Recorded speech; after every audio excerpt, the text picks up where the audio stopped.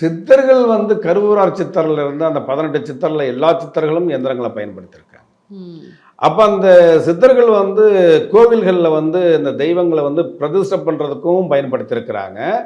இயற்கை சீற்றங்களிலிருந்து மக்கள் வந்து தப்பிப்பதற்கும் எந்திரங்களை பயன்படுத்தியிருக்கிறாங்க. அந்த காலத்துல இயற்கை சீற்றங்களால் ஏற்படக்கூடிய அந்த வறட்சி, அதனால் ஏற்படக்கூடிய அந்த பாதிப்பு, இதிலிருந்து காப்பாற்றப்படுவதற்காக எந்திரங்களை பயன்படுத்தியிருக்கிறாங்க. அந்த காலங்கள்ல அதாவது வந்து மருத்துவ உலகில் வந்து பெரிய அளவு வந்து ஒரு விழிப்புணர்வோ, வளர்ச்சியோ இல்லாத காலகட்டங்கள்ல, அந்த அம்மை போன்ற, காலரா போன்ற பெரிய பெரிய நோய். இனம் புரியாத மருத்துவ தீர்வு இல்லாத பெரிய வியாதிகளுக்காக இந்த எந்திரங்களை பயன்படுத்தியிருக்கிறாங்க.